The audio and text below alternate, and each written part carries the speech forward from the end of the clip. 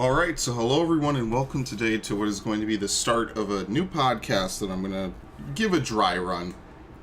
I'm tentatively calling it Glorious Purpose, partly because that's an homage to Kefka. And as you know, as I've said numerous times in the many streams I've done of this, of Final Fantasy XIV, my favorite raid and probably my favorite piece of content in this game is Sigmascape, and I don't think that will ever truly be topped, just on so many various levels. But I guess I should probably start from the top, since this is a brand new podcast, which is, ideally aimed at a more concentrated group of people, as opposed to Beyond Spray and Pray, which is more of a general sort of a deal. So pretty much, I'm Spray and Pro 1000. I am a longtime fan of Final Fantasy. I've played so many Final Fantasy games, and I enjoy 14 immensely. I have been playing it since 2015 when Heaven's Word came out, and I did initially try it back in 2013 when it first rebooted, and I kind of just wasn't into MMOs at the time, so I just kind of messed around for a little bit and then I just left it. But years later, I am playing it. I have immensely enjoyed Heaven's Word, and I immensely did enjoy Stormblood for more or less the same and different reasons. So it's not like it was a complete waste or a complete wash, and I did enjoy playing it a lot. I main tank. I specifically mained Warrior this for most of Stormblood. I was initially a Dark Knight until about halfway through Sigmascape, and then I switched to Warrior. But I have cleared Final Omega as a Dark Knight. I've cleared Final Omega as Warrior, I think every other time. I cleared it once as Dark Knight. And I could probably do it as Paladin, because I'm not the best Paladin. Ironically, I find Paladin harder than Dark Knight in some cases, mostly for optimizing. But that's kind of the point of this podcast is, we get to talk about some of these different things. And at least initially, it's just me. Now, ideally in the future, I'd like to have maybe some of my friends come on and they can talk about whatever really excites them and so on and so forth. But just initially, I think the first episode will just be me, and it'll just be kind of a dry run. We'll figure things out. And I'm running it off of the same sort of way I ran Beyond Spray and Pray, and I still run it. I shouldn't say I ran, because it sounds like I don't do it anymore, but I still do.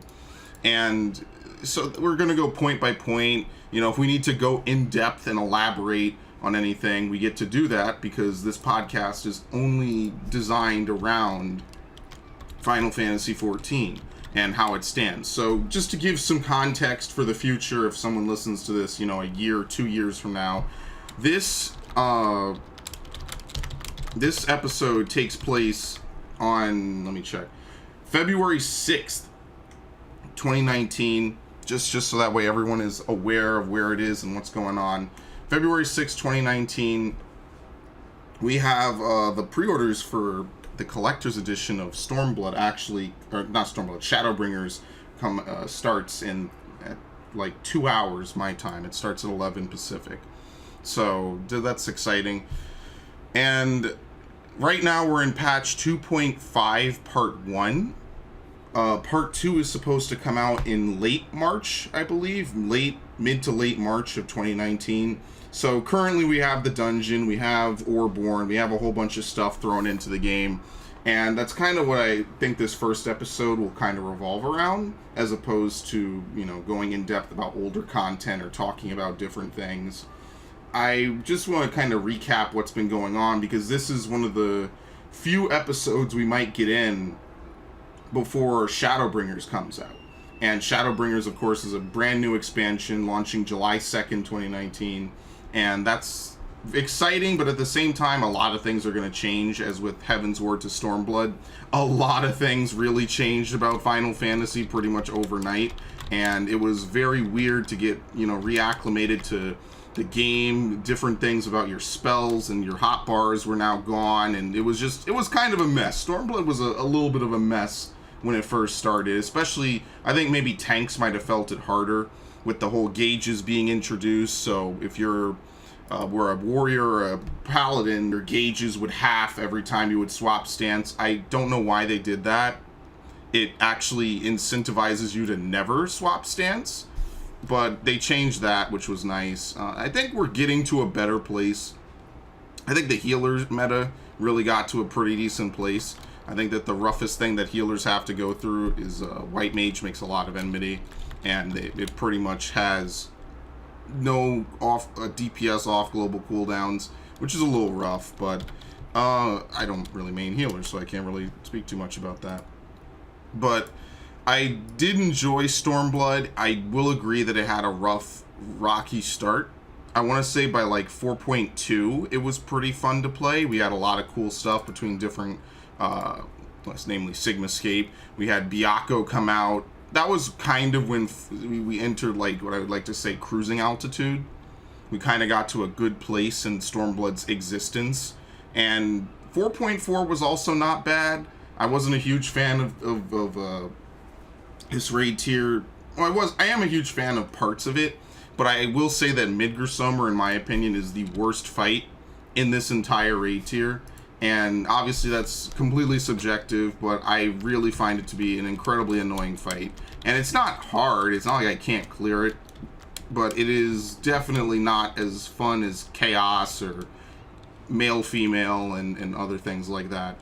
And I at least do appreciate them trying something different, but maybe in next episode, since I only plan to do this once a month, we will talk about the greater issue with some of the older patches. I think that might be good leading up to Shadowbringers. I think the first episode after Shadowbringers will probably be just a recap of the entire expansion to try to do things. But we're going to kind of skip out of order, which is a little weird because I want to talk about this while it's relevant. I want to talk about, first of all, let's talk about patch 4.5 because that came first, and I don't really want to talk about the live letter because it kind of is unfair. So I will let you guys know ahead of time.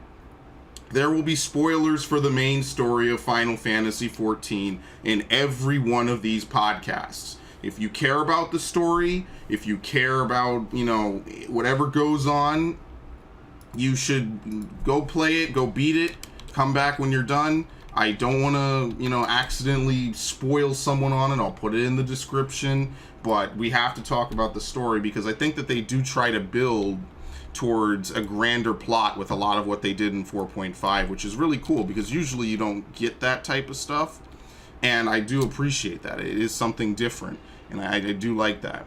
So just for starters, let's talk about the main story. So 4.5 story starts basically where you would expect. All the Scions have fallen into basically a comatose state besides Alice. Alphinaud fell out last time when he was with the mysterious stranger, and he basically brings him back to Doma, whereupon they've already erected the wall, and not 5 minutes after they've erected the wall to keep out Garlean airships, they basically have to lower it to let him in. And when they do, he brings them Alphinaud's comatose body, which they transport back, and he reveals himself to be Gaius von Baelsar, which pretty much my friend Surgster one called literally when the character debuted because of the familiar mask on his belt. But that's cool. They basically, he gives this whole recap of how he has this plot of revenge against the Ascians because he dedicated so much of his life and his men to funding the ultimate weapon to subjugate Eorzea, only to be betrayed by them at the last second and pretty much accomplish nothing and be left to die. And I think that's a pretty cool, interesting storyline, that they bring him back in some capacity. They don't just write him out as a would-be has-been villain. And to be fair, it has been a long time since we've seen von Baelsar. In fact, I would honestly argue that von Baelsar hasn't been around pretty much in over almost like 4.5 years. He's pretty far removed from the plot. It's like almost 5 years, I think. He's been gone. And that's pretty interesting. But not too long after that, the Garlean Empire threatens to invade Eorzea to once again subjugate it. The Warrior of Light meets with all the different members of the city-states, and basically they have a massive sit-down whereupon they basically try to understand the methods and motives of the Emperor. Now, it is kind of this weird segment where you can, like, choose different answers. This happens a lot in the game, but generally because there's only one plot and they need to keep it moving, it kind of all funnels down to one basic thing, that he reveals that Asians have been at the helm of the Empire since its inception, and pretty much that they're controlling him from behind the scenes, and he really doesn't care because he's devoted to the cause of the Empire. And that leads into the first dungeon, when they can no longer sustain talks. They just say, well, we'll meet on the battlefield and we'll fight. And that leads into our first dungeon, which is the Gimlet Dark. And the Gimlet Dark is basically a massive battlefield. Something like this hasn't really been done in a dungeon since, I want to say, Alamigo. You have a bunch of people just fighting in the background. They're actual entities dealing damage to each other. It's something that you could see with ACT, which is pretty cool. So it's not like they're just not really there. I mean, you can't target them. You can only fight certain enemies in the dungeon. But that's just, so you don't spend 800 hours with it. So I totally appreciate that. And that's pretty fun, I think. I think that they kind of nicely even it all out, you know what I mean? Like, I think that that's a pretty fun dungeon. And to be fair, I actually like the Gimlet Dark more than I initially thought I would.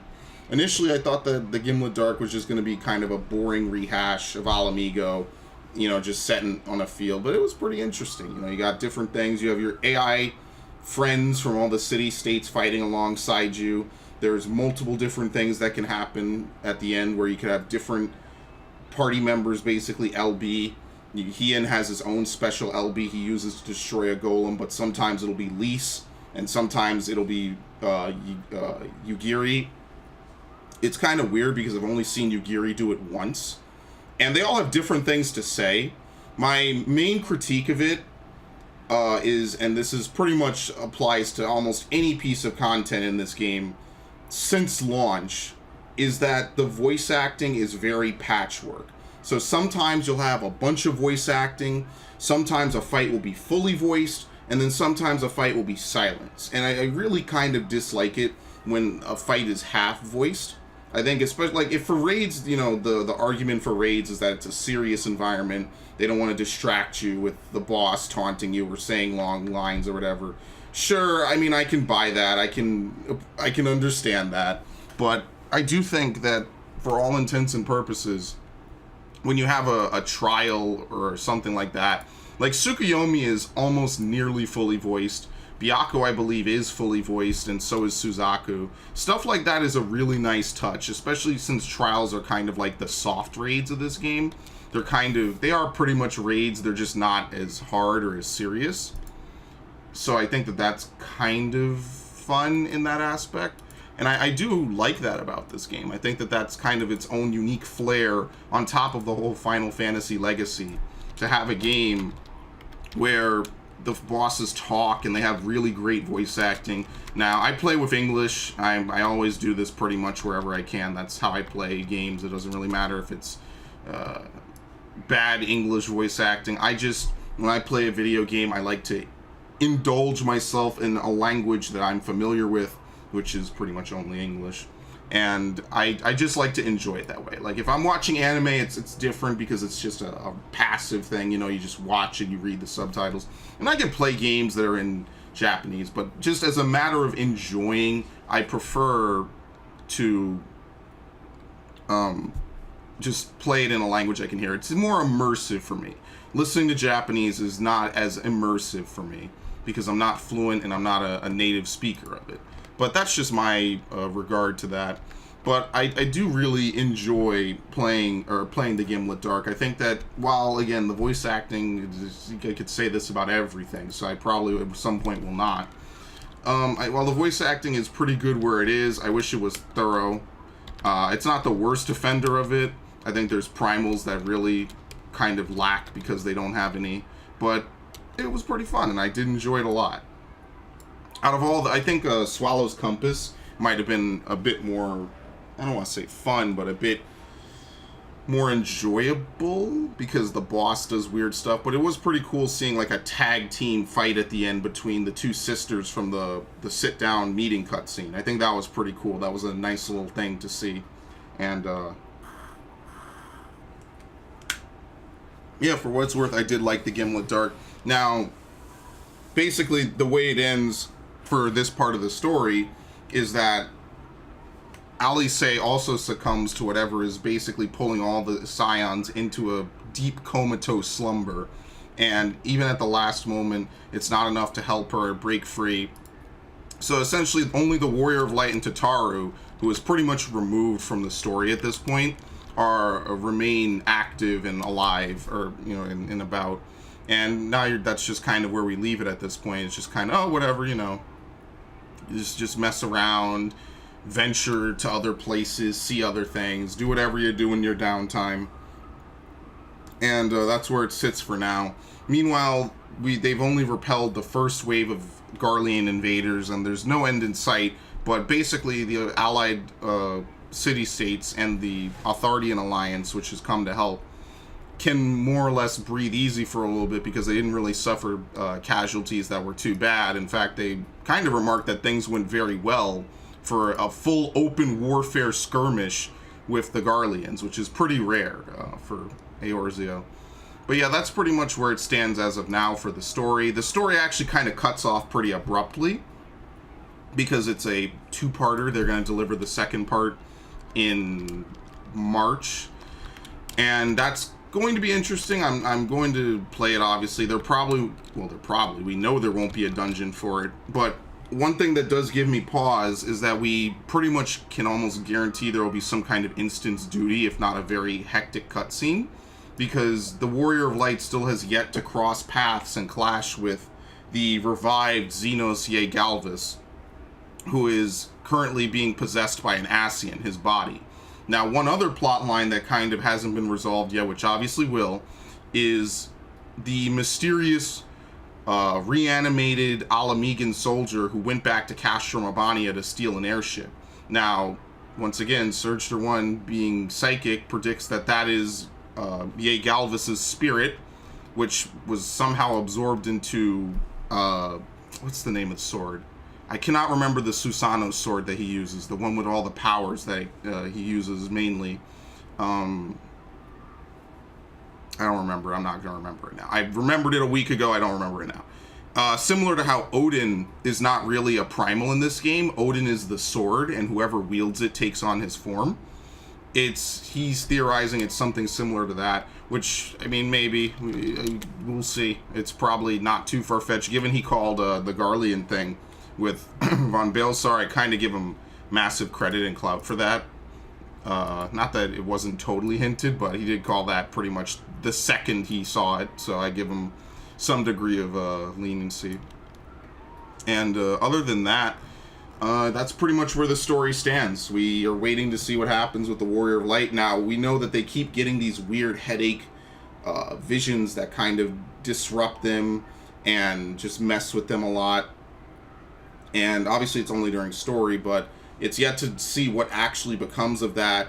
And from what we see of the Shadowbringers trailer, something horrible is going to befall pretty much everyone. And we don't know what yet, but we'll get into that later when we actually talk about that.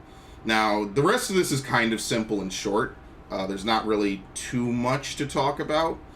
The 24-man Orborn Monastery is the conclusion of the Final Fantasy Tactics-themed raid Return to Ivalice, which began with the royal city of Rabanastre and continued onward with Ritorana Lighthouse. And now we're at the conclusion. I'm not going to get too in-depth to the story of this because it's kind of a raid. It's not too heavy on story. Pretty much what ends up happening is... what's her name? I can't even remember. God damn it. Ramza's sister basically gets kidnapped, and you travel to basically the Galmor jungle where the Orborn Monastery is located, but instead Ramza gets kidnapped in her stead by Ultima, and the whole of the dungeon is basically fighting through the original Ramza in the Final Fantasy XIV lore. The original Ramza's party members, who are basically guarding Ultima and keeping her from escaping the depths of the monastery. And their whole task is to test you at their full strength to see if you're ready and able to finally defeat Ultima, to prevent her from escaping and basically destroying the world. And that's pretty much how the raid goes. First, you fight Mustadio, which from the 4.5 trailer and from the GIFs I run on my stream, is basically the big robot sniper. He transforms into that because he's a machinist. Then you fight Agria, which I always say is a very World of Warcraft style fight. She looks very much like a WoW ad and a WoW paladin, which is pretty cool. And then lastly, you fight the Thunder God, or a TG as he gets abbreviated to. And then finally, Ultima is a two-parter, much like Diablos. Pretty straightforward. But unlike the other raids where you have Crystal Tower, which was pretty much like a side spin-off story, which doesn't really have any weight or bearing anymore. And unlike not just Crystal Tower, what's it called? The stupid raid, the Dunscaith raid, that whole raid tier, the Adventures into the Unknown to steal treasure from demons, which kind of relates back to Lost City of Amdapor because Diablos returns, but not really. I mean, well, but really, but, whatever. This one actually has main story implications, the Return to Ivalice raid and how it concludes. For starters, they painstakingly introduce and build up to you meeting with Fran, who is a character from Final Fantasy XII. And in this game, Fran is basically your go-between between the ruler of Dalmasca and the Eorzean Alliance. And while Fran doesn't really participate in any combat, she just sort of guides you to the monastery alongside Mont Blanc. She more or less is there not only for fan service, but she also implies that Dalmasca will be requiring more assistance from the Eorzean Alliance in the near future, which is a pretty interesting turn of events because usually these 24-mans don't really have much bearing on the major plot. But ever since Stormblood kind of gave us the whole Liberate Doma, Liberate Alamigo plot line that's been going on, liberating Doma as a side effect has kind of led to uprisings in other various Imperial territories that aren't near their main homeland. And Dalmasca, as they put numerous times, tried to have an uprising. It's been having an uprising. They tried to uprise and they had a very brutal shutdown. They didn't really get anywhere with it. It didn't help them at all. And more or less, they basically got fucked pretty much. And when you go there, though, you see that it's not just the Imperials that caused all this destruction and devastation to what appears to be a more or less abandoned city, but it's also the Sikh bandits that are running around, as well as the Espers, which are now free by Ultima's influence. So that's pretty interesting, I think. Yeah, I think Mateus is the only one that doesn't return. I guess Mateus wasn't special enough, but whatever. And Fran specifically states that I think she refers to her as a princess or a leader, who's probably Ash. I don't know if they would remix it too badly to remove her. But it seems to me like this is something that's going to play into the story as we go on, especially since Viera have now been confirmed as a race, spoiler alert for later. It seems to me like they're trying to keep this relevant and keep this as something that's going to happen over and over and over again. And that would be interesting to see Fran be introduced into the main story where that, she'll probably get voice acting, she'll get full attention. There's a lot of good stuff that comes along to a character for having a main story presence. Usually you kind of get a massive boost in everything about their story. So that's pretty cool to see. And I like that. On the flip side, they also, what we end up seeing at the end of this is that the Garleans have found the Retorana Cataract and have scaled the Lighthouse Tower to reach the Clockwork City of Gog. And they basically steal Construct 7. Because Construct 7, as what was an Easter egg, is now kind of passive. It doesn't really do anything. It doesn't defend anything. It just kind of chills and dances. So that will probably come back. I'm sure he'll probably be like a boss in some dungeon later. Not saying that there will be a ridiculous payoff for anything that happens later with Construct 7. But it does seem like they are kind of hyping it up, that he will play a future role in some dungeon or something later on, which is, I actually kind of like that plot line because I think that that's kind of cool. But I'm more interested to see how Dalmasca will tie into the future story, In fact, in the story, when you're talking with Hien, either before or after going to build Seiryu's wall, he has envoys from all over the place who are from one's from Dalmasca specifically, which is what I'm trying to reference. They kind of introduce a whole bunch of places saying that he's trying to build his own version of the Eorzean Alliance called the Athardian Alliance. And basically Kugane pretty much refuses because they want to maintain neutrality. And pretty much everyone else doesn't have the means, money, or power to really contest the Garleans. They're just barely freshly liberated. And in some cases, they're not totally. But the real reason I bring this up is because there's a Dalmascan agent there. So it seems like they're dropping a lot of subtle hints and pieces that later on they will bring back Dalmasca to some degree. And it will play some role, I guess, for lack of a better word. But that's pretty much all I really want to say about that. Seiryu is the conclusion of the Four Lords storyline, which began in 4.2 as a part of the story, which is pretty cool, I thought, back then, that it sprung off, where you go into Hell's Gate. Actually, it wasn't part of this story, was it? The Scions find themselves in need of money, because, as usual, we pretty much have no funding whatsoever, and literally the Warrior of Light does everything. But the Scions have need of money, and I believe that they hear about treasure being stored in the depths of the volcano in the Ruby Sea called Hell's Gate, or Hell's Lid, Hell's Lid.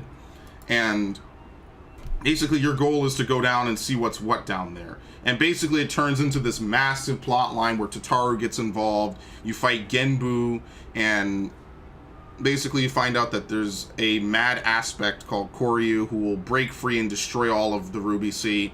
And the whole plot line is basically reuniting the various entities who were friends with a man called Tenzin, who once calmed each of them and gave all of them purpose. So to start, there is Genbu, who is his turtle companion. These are all real mythical creatures, like they exist in real life as part of a Chinese mythology.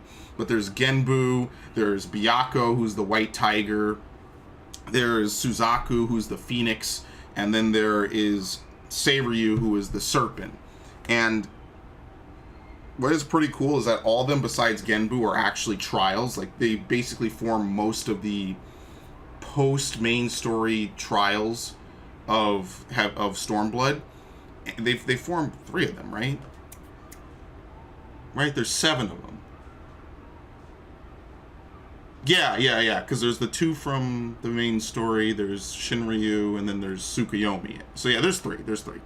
And what they end up doing is you have to fight all of them. Seiryu is simply the last of these 3, and it's pretty much the conclusion of the story. You know, you get some jokes or whatever. I don't really want to go too much into the story about this. But I actually thought that Seiryu and Seiryu X was pretty good. I actually really did enjoy it. Compared to Suzaku with the whole clock thing, which is pretty much based on your ping and how the server feels about you. It's not that Suzaku and Seiryu are difficult. It's that Suzaku is kind of really cheap with how she tries to kill you, between the knockbacks and the burning and the fucking super tank buster kicks and whatnot. Whereas Seiryu is a pretty straightforward, and I would almost even say easy fight. Now that may just be because we've fully reached our maximum gear level at this point. Most people have reached their maximum gear level, so it's not nearly as much of a challenge per se. But it is still kind of interesting that this pretty much ends up being a much easier to clear fight than Suzaku. Suzaku kind of seemed like it was more annoying, I would want to say. And I did like it. I think it was pretty good. And there's not really too much else to say about that. I got to farm it for the mount, which will be immensely fun. Let me tell you, I cannot wait for the life of me. But yeah, that's pretty much all I have to say about that. And then lastly, Blue Mage. And now, depending on, you know, how much of a fan you are, you may or may not like the Blue Mage. I don't know. That's kind of up to you. But for me, I personally found that Blue Mage was an utter waste of time. If not for one thing, which is that you can pretty much freely get as many ally seals as you want now without having to do hunts. And that might be, in my opinion, the only redeeming quality of Blue Mage. The problem is that getting allied hunt seals is pretty much impossible now. You could try to join a hunt link shell, but people don't really actively hunt them anymore. And even when they do spawn and someone finds them, people just kind of kill them. And it's kind of fucked up, but I mean, it is what it is, right? Like, it's hard to mobilize. I mean, I did it, so I'm guilty of it too. But when it goes out in a link shell, you pretty much have to already be there because people will just pull it because they just want to get the fuck out and leave. And you don't really need a whole group of people. So unfortunately, rather than, you know, merge all the hunt seals into one currency or have the newer hunts give allied seals, which would kind of fix the problem a little bit, it would make hunting a little more lively. The only way to get allied seals, which are basically for the maps, is to run the Mass Carnival, which is pretty much the end game for Blue Mage because they didn't want to make it an actual class. And what you do is you just do a bunch of basically puzzle fights. Now, it is kind of cool to like mix and match and figure stuff out and see what you want to do with them. I figured out a couple of them just by messing around with the tools I have. I don't have every spell on Blue Mage, nor do I think I ever will. But it was pretty interesting for a little bit. But it doesn't really negate the fact that leveling Blue Mage might be one of the worst classes to level I think I have ever played in my life. And I really do kind of mean that.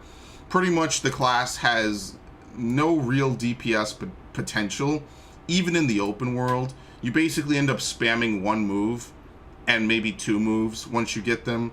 And then once you get 1,000 needles, you go back down to spamming pretty much one move.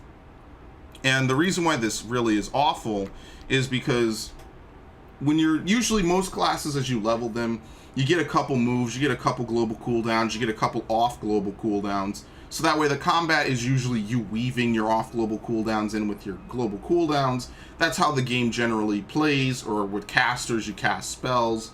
Blue Mage, ironically, they didn't make it a real class because they wanted to preserve the identity, and you could hear the air quotes there, of the class. They ended up giving it no identity, which is the problem with this class, because it doesn't really do enough damage to kill stuff in the open world as quickly as a DPS, and it doesn't really fit any other role in the game. It just kind of is just a spamming one button class, which is 1,000 needles, and that's pretty much how it levels. Now, thankfully, they gave it a leveling boost when you're not in a dungeon, but pretty much the whole class is just to level from 1 to 50, and then at 50 it kind of gets a little bit more fun because you get different moves. Once you get gear, you can actually use some form of a rotation, and it gets a little more interesting at level 50. But until then, and that is a hefty order, you're basically spamming one move, and it is really, really, really boring. And I spent the better part of 12 to 13 hours basically just doing that. And it was a grind. It was terrible. I did it. I don't totally regret it, but it was worth face checking how just truly awful it really was. And that's kind of, I guess that's the type of person I am. I'll put myself through hell in a lot of games just so I can say I did it. And, I mean, it's not the worst thing I've ever played. I would say that Octopath might be actually worse in terms of the grinding you have to do. But I do still think that this was pretty bad. This was a pretty worthless addition. And coming a week after how good the rest of 4.5 was with the story, the monastery, and the primal, this was kind of just a waste of time. And the one thing that really gets me about it, and I think that there's no better place for me to really talk about this as opposed to randomly on my streams, is that they really knew that people wanted this class to be playable. They knew, because nobody had this concept in their head of, oh, I want it to be a limited job. Nobody even knew what a limited job was until they had the, I forget if it was a fan fest or a live letter, until they revealed that this is going to be a different type of class. Nobody knew what that even really meant. And I think that they really kind of shit the bed with this one because people wanted it to be a class that they could play in dungeons. I mean, that's what every other class that exists in this game pretty much is that's not a crafter or a gatherer. It can be used at any level of play, which is what makes it fun. You can main certain classes, you can multi-class and stuff. And they intentionally pretty much said, yeah, this class is just going to exist in this hell forever. And that's pretty much where it stands to this day, and that's probably where it will stand forever. I mean, you could always just say that it's another one of those things where it's just like, you know, oh, well, if you do it, you do it, it's whatever. The one excuse I kind of don't like is, well, it's supposed to be different, so that's okay. But even if it's different, and if they totally don't ever want this to ever be a real thing ever, it's still not enjoyable. You tell me that sitting around pounding one 5-second cast for 10 hours is an enjoyable experience to level. Because they make everyone go through it. That doesn't make it fun. It doesn't... There's a certain degree of grindiness in an MMO I'm willing to accept, but even WoW rotations are not that watered down where you just mash one button, you know? And I kind of... The only thing I could liken this to is playing Red Mage and spamming Scatter. And even then, sometimes you weave in Contra Sixth and the other one, Sharp Swords, Fletch. You sometimes weave those in. So at least if all you ever did as a Red Mage was spam Scatter, then at least then you would still have 2 other buttons you would push depending on your level. And I admit, the Red Mage AoE is kind of shitty. I don't know why they did it that way, but it's not the worst. I can live with that. That's fine. That's one aspect of the class. It's not, it keeps it competitive. Obviously, Summoner and Black Mage are better at multi-target AoE, which is fine. But yeah, I mean, that's generally where I stand on it. I think that this was a complete and utter waste of time. I think it could have been much better implemented if it was just a normal class, and they gave up some degree of its identity. Because, and the funny part is, I don't remember anyone complaining that other classes gave up identity to be in Final Fantasy XIV. And I know I'm being very critical of this, but I have to be critical of it because it was garbage. It really fucking was. I'm sorry. It really was terrible. And I love this game, and I'll say it again and again, but if you love something, you can still be critical of it, right? You know, like, a lot of people, I don't want to go too far off the deep end and into different things. But if you love something, if you love someone and you see them making a mistake, you still kind of interject. You still kind of say, hey, that's pretty stupid. Or however you pose it to a loved one, a friend, or whatever. You know, and you can, at the end of the day, just, you know, say whatever. But if you love something, you can be critical of it. I'm critical of Star Wars. I still love Star Wars. I don't love what they're making now. I still love what I liked. But you can be critical of something and still like it. You know, just because you can bash something about it and do this and do that doesn't mean you can't like it. And I hate having to explain this, but I feel like people really still don't get that. But yeah, I really feel like this was a complete waste of time. It's capped at 50 anyway. So the understanding I had initially was that it would be a real class. This is before they announced what limited really meant, like the 24 hours or whatever, before they had the full presentation. My understanding was it would be like level 50 so they could balance it, right? They just want people to get a taste, get a jump on leveling it, and then they would level it up normally and you would be able to bring it into normal content. And then the next day they basically threw all that away. And like I pretty much said, playing Blue Mage comes down to being grindy and having people with good faith help you. Because Blue Mage is not a tank. It cannot tank. It's really kind of bad. It has Mighty Guard, which is nice, but Mighty Guard does not make you a tank really because you don't really have any actual aggro generating moves besides White Wind. And heavens forbid someone else does White Wind with Mighty Guard up, you are going to have an awful time. But in something like Garuda, it becomes a clusterfuck. The only real way to do it is to have at least one tank, preferably a level 70 warrior, basically carry you through it. And that's pretty much what Blue Mage ends up being. It ends up being that most parties, for content that's actually difficult, will end up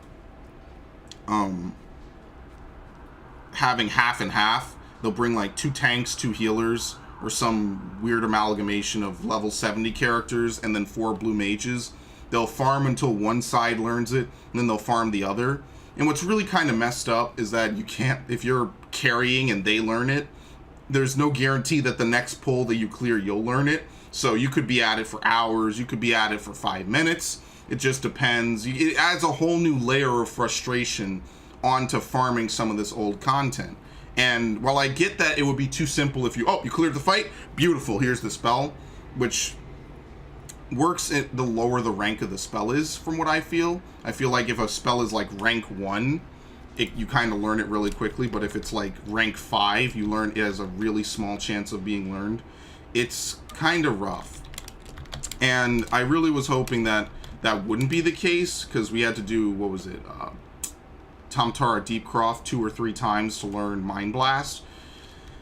I get it, why they do it, but it's one of those things that becomes that grind that you hate to do because it is beyond annoying, and it's not fun after the 20th time you've done it and not achieved success. Now, it's one thing to grind for mounts. I can kind of get that, that they want that to be low, so you are incentivized to do multiple runs. It wouldn't be as fun if you just simply showed up and did it once or twice, you got them out, you leave. It can happen, but it's unlikely. I could get that, but what I can't get is for a class to actually be kind of playable, and you are intentionally like gimping yourself if you play this class because you can't get it to max level. You kind of shoot it in the foot by basically restricting it down to being unable to really do anything. I mean, you're basically hard clearing this content designed for focused classes with actual DPS potential, with a class that really doesn't have much DPS potential. You know, and a lot of these fights are high movement, they have mechanics. You can't just get away with spamming 1,000 needles in a lot of these early fights because they have things like ads, which will literally lower your DPS down because you're not focusing on the boss. Because 1,000 needles spreads its damage to all targets within a radius of you. And it just kind of ends up being weird that a class that they want to be outside of the realm of the normal classes, and it doesn't really fit into any role despite sharing some gear and stuff, they want you to go into actual focused content with it. And for everyone to profit, everyone would need to be a blue mage who actually gives a shit about learning the spell. And you kind of get this weird scenario where, I mean, not everyone knows the spell. That's why we're here. Otherwise, we would be farming for the mount, which would be faster because we're all level 70. Although some of the Realm Reborn fights are really weird because they basically more or less boil down to being DPS checks and ceilings, which is really ridiculous. But I digress. I feel like they need to remove that at some point. But yeah, I think Blue Mage was ass. I think it was terrible. It gets a real no from me. And I mean, it's unfortunate, but that's just how it is. It's forever like that. And I mean, I level it. I'll probably level it just so I have all classes at max level because I kind of like that. But let's be fair here. I mean, hopefully it doesn't go the way of the Diadem, and you know, it doesn't go the way of Eureka, because Eureka was also another thing that got a lot of flack when it came out. And you know, that's for other reasons, namely because it came out too little, too late, too grindy, and then they murdered it again with Pagos. But at least that, you know, it has its own merits. You could probably argue that it's pretty decent in its own way. But this was really not fun. It was terrible, I'm sorry. And the chance to learn is low. Now, there was an experience point glitch with Chocobos that they did fix. So, you know, it always goes back to an old adage I used to say of, if it helps the player, fuck it. If it fucks the player, don't care. Because that's usually how patching goes for a lot of things. They really, if something is good that benefits the player, a glitch or a helpful bug, they get rid of it. It's gone. It's gone in like a week. But if it fucks the player, if it's something wrong, something bad, we'll take our sweet time. As long as it doesn't take the servers down, who cares? And that's kind of how a lot of games work. It's pretty funny actually, but it is what it is. I neither agree nor disagree with it. I just kind of like to point that one out. But other than Blue Mage, I did enjoy 4.5 Part 1. I think it's pretty good in general. Now, I will not be playing Eureka Hydatos because I stopped at Pagos. I did one session of Pagos, didn't even upload the stream, and I was like, this is awful. It's worse than Anemos. They didn't fix anything, and that was kind of intentional. That was kind of the devs being salty, I guess, to put it lightly. They were pretty salty that people farmed the shit out of Eureka in a way that they did not intend, which was basically a fate train. So they pretty much made Pyros just farming mobs over and over endlessly for hours, which is just fine in some games when it's more interactive. But in Final Fantasy, when you have 100 people hitting something, you really don't need to do much to kill it. In fact, ironically, you pretty much need to do nothing.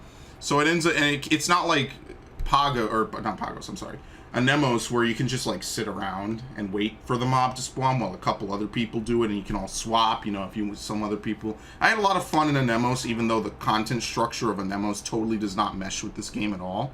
I had a lot of fun with it, because it was at least interesting to have something like, oh, we could just, you know, all chill, we can all relax, we can, you know, take a load off, and just you know, have some good discussions or whatever, and then watch stuff. I've heard people say they watch, you know, movies while they do Anemos. People watch porn, which is hilarious. People read, people play other games, and stuff like that. And the problem with that is that that's cool. I mean, I guess it's community bonding if you really want to put it that way. But ultimately, it's not great content to say, hey, sit around and wait for up to 20 to 30 minutes while a monster boss spawns, and pretty much just don't play the game at all. And does it suck? Yeah. Was it the worst thing ever? No, because it was kind of a relaxed sort of a setting. You could kind of take it easy, take a chill. I need to, hold on, copy this. And it wasn't the worst thing ever that happened on this game, but it was at least tolerable to the point where you could kind of just like deal with it. It was like, okay, cool, whatever. Pagos is pretty much a nightmare, and I stopped after that. I was like, this is not fun. This is awful. And the way they have the map is intentionally designed to kind of put you into close quarters with a lot of high-level mobs and whatnot. And while that would kind of be fine in some other games, remember in a lot of other games you can kill these mobs by yourself. With Pagos, it's designed to be played in a group environment, which pretty much means that the game expects you to have at least like 7 other people helping you. So in other games, like for instance, the game I thought of that is a counter to this is Sword Art Hollow Fragment, where a lot of times in that game you spend a lot of time around high-level mobs. But in that game, you could solo them. You could fight them by yourself. You don't need a teammate as long as you know what you're doing. A lot of mobs can just be killed by virtue of you having, you know, the right abilities and the right know-how. That's not the case in this game. You need help. You know, you need the Magia board to spin in your favor, which you can only do so much within a certain time frame. And it becomes this, like, black hole of just lack of fun. So I quit and never went back. That's a long story short, pretty much. And I forget what else they're adding. They're adding more PvP. But you'll probably never hear me talk about PvP because I really almost never do it. I pretty much only do it for the glamour. That's kind of it's an element of this game, but it's not a huge element. But I respect it because it's not badly done. It's pretty well done. So I give them credit for that. And other than that, I mean, that's kind of all I have for 4.5. Now, the biggest thing that's going on is that we had the Paris Fan Festival on the 4th, I think? The 4th? Maybe the 3rd, I forget. And pretty much they revealed the release date of Shadowbringers, which is July 2nd, 2019. They talked about the new tanking job, which is Gunbreaker, which uses gun blades. It has no associated class, and it starts at level 60. And 2 conditions have to be bought for you to actually use the class, which is that you must own the expansion Shadowbringers, and you must have at least 1 level 60 class on your character. It does physical damage, and it's slashing specifically, like every other tank. And it uses magic ammunition for certain abilities. Now, how we gain that, we don't know, because we don't know any of the patch notes. So we'll have to wait and see. We don't know any of the job description, job abilities, my bad. And the job begins in Gridania. Now, they put this as tentatively, but they did talk about it a bit. So, for 5.0, what they want to talk about is that for the story, we want to see what happens with the Warrior of Light and the Allied armies facing off against the Garlean Empire and the Asians controlling them. They showed off 2 new areas. Well, one of them they showed off previously, which was the Raktika Greatwood, which is where the Pneumo live, which is another Evilesian race. You don't usually see them, so they're still borrowing Evilesian ideas and characters, which is pretty fun. I actually do, like I said, I do enjoy that. I do like that. And they also showed off the Realm of the Pixies, which is Ilmeg. They are raising the level cap to 80 for every class, except for Blue Mage, obviously. And they're going to have all new actions, but be removing actions and merging others. So we have yet to see anything about that. They are doing maintenance on the battle system, which pretty much means they're changing up a lot of things. However, they basically declined to say anything about it, and they said by May they hope to have full details. They are going to have 9 new dungeons for the start of Shadowbringers, and they're not ready to show the new raid, which, you know, like in the same vein of Omega and Alexander. There will also be the restoration of the Holy Sea of Ishgard, which is in-game content for crafters and gatherers, and there will be actual story attached to it. They are also bringing in the NPC trust system, which is where you can work with Shadowbringer story characters and do Shadowbringer dungeons. And basically what that will allow you to do is team up, and they'll fill in the remaining slots, and you can run dungeons basically by yourself, it sounds like. Now, there also will be New Game Plus, where you can replay the story with your current gear and items at any point. World Visit will be added, like they said, where you can visit other worlds on the same data center, which the architecture for which is already being implemented. They now show you your world. They now, you have to at people based on their world, and so on and so forth. They showed off the Pixies, who are the race that live in Ilmeg, who will be a beast tribe. They will also have their own primal called Titania. The Alliance Raid, which is being directed by Yosuke Saito and Yoko Taro, who both worked on Nier and Nier Automata, as well as other games like Dragon Quest, will be called Yorha the Dark Apocalypse, so I expect that will probably be on a similar timetable to Void Ark and Royal City of Ravenastor, and be released in 5.1. And then they showed off the Viera, which was most likely the final playable race being added to this game. They are making changes to the helmet system to accommodate their rabbit ears, and that information they'll talk about later. I'm sure they're gonna love talking about that, because that's a lot of work. The Collector's Edition, which they showed off, has a Dark Knight statue, a mono artwork playing cards, a logo cling, art book, and special box art. And for in-game things, you'll get the Revolver Gunbreaker main arm, the Granny mount, which was the mount they showed off in the various trailers, the Wind-Up Fran minion, and an Aetherite earring, which will level up alongside your job level. So that way, when you're leveling your character below level 60, they will give you an experience boost, but you won't lose out on any stats. It'll automatically level up to give you the stats that you should have at that level, which is good because you won't be taking a hit to your stats while you wear it. Early access will begin on June 28th, 2019 for people who pre-order, and February 6th is the pre-order begins, which is today. Now, they did say early access is tentative. We'll see. Hopefully it's not a shit show like Stormblood was. There will be more information coming Saturday, March 23rd, live from Tokyo. And I think that's probably roughly when I'll do the next episode of this series. What else? Final Fantasy 14. Oh, yeah. And Final Fantasy 14 will be getting a starter edition for Twitch. If you're a Twitch Prime member, you can play for 30 days for free. From February 4th to March 3rd, you'll be able to claim this. And that's pretty much it, right? They talked a little bit more about some of this other stuff.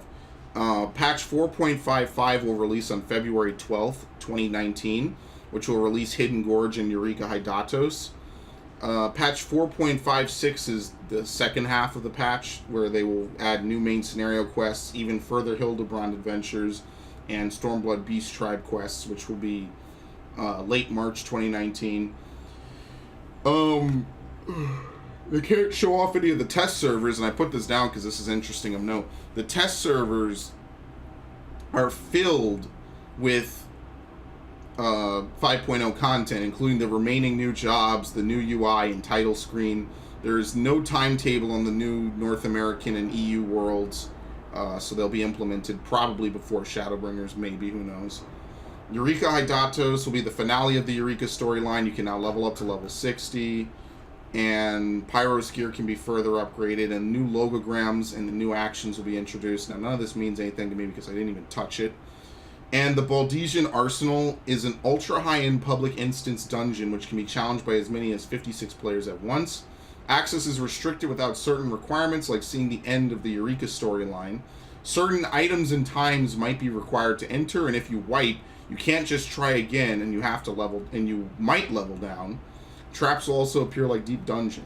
And there's no raises, and it's very difficult content with high risks if you fail. No story involved, just for the challenge. So, I mean, I guess, yeah, they made a Eureka basically as an exclusive of a club, just slightly less exclusive than Ultimate, which is pretty sweet if you're still sticking with it. There will be a Final Fantasy 15 crossover. The Regalia mount, which is now a 4-seater, and the game's first 4-seater mount, will be a reward from the quest, and this is coming around mid-April. And that's pretty much it. They showed off some of the artifact gear, and that's kind of really it. I don't really have too much to add. And I'm interested because I'm looking forward to a lot of the stuff. Not everything is totally really vibing with me. I don't think it's totally like super like amazing, some of the things that they did between Blue Mage and whatnot. But I am hopeful for Shadowbringers because they are trying to mix things up, at least from what they're saying. So I have to give them credit where credit is due, because you know what? They do try. Not everything they try is necessarily full effort, but they do try, and they do their best in a lot of cases. So I'll give them the benefit of the doubt. I'm excited and interested for Shadowbringers and what they're going to do with it. And yeah, that's pretty much all I really had to talk about. That's, I guess we will talk next time when the patch comes out, because the patch will be coming out roughly around, what is it? Oh, they actually announced it. Yeah, late March 2019. So it'll be like a month and a half before I do another one of these, which is fine because I really only kind of want to do this once a month anyway. I don't think talking about this game every week I'd have something worthwhile to say. But yeah, pretty much that's all I have to say about Final Fantasy 4.5, which has been a pretty good patch. It's not the best patch I ever played. I think that 3.4 and the other one for 3.4, not 4.4, 3.4 and 4.2 were the best in my opinion, because I think they added a lot of really cool stuff that was really just like apropos. And that's pretty much it. So I play Final Fantasy 14 a lot. I really like the game, and I hope you guys maybe you either play it or you try it, and I will see you guys next time.